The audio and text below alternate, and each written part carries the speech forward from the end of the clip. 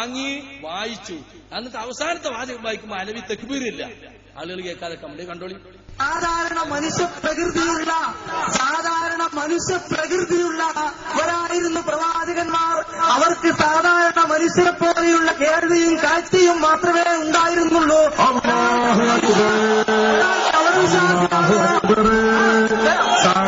കപടവിശ്വാസിയാണോ അല്ലേ എന്ന് തിരിച്ചറിയാനുള്ള ഒരവയവവും ലഭിക്കുണ്ടായിരുന്നില്ല. അതിന് അല്ലാഹുവിന്റെ വഹീവേ നിങ്ങൾ കട്ടുവാട്ടുകളാണ് വഹിയുണ്ടായിരുന്നു. കണ്ടോ? ഒന്നുകൂടി ഇട്ട് കൊടുക്കുക. അലവിന്റെ കള്ളത്തെ കബീർ ഒന്നുകൂടി കേൾക്കട്ടെ. അതിന്റെ സാധാരണ മനുഷ്യ പ്രകൃതിയുള്ളവരായിരുന്നു പ്രവാചകന്മാർ. അവർക്ക് സാധാരണ മനുഷ്യരെ പോലെയുള്ള കേൾവിയും കാഴ്ചയും മാത്രമേ ഉണ്ടായിരുന്നുള്ളൂ.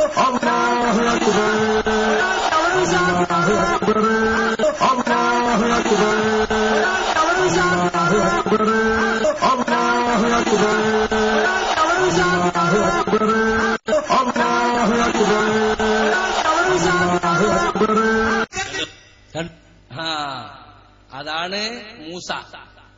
കടവത്തൂർ കോളേജിൽ പഠിച്ച എന്റെ ശിഷ്യൻ ചോദിച്ചപ്പോ അപ്പുറം വായിക്കാൻ പറഞ്ഞു. ശബാബ് കൊടുക്കുന്നില്ല. വളരെ പ്രയാസങ്ങൾ ഉണ്ടാക്കി ഞങ്ങൾ കുട്ടികൾക്ക്. ഇവിടെ പ്രസംഗിച്ചെന്താ, ഞങ്ങൾ മുഖാമുഖം നടത്താം, നിങ്ങൾ രോമത്തിന് പോലും കേടുപറ്റുകയില്ല. അന്ന് അവർ രക്ഷപ്പെട്ടത് എങ്ങനെയായിരുന്നു? ഞങ്ങള് ഇവരെ സ്വഭാവമാണിത്. കട്ട് വായിച്ചപ്പോ അത് പിടികൂടി.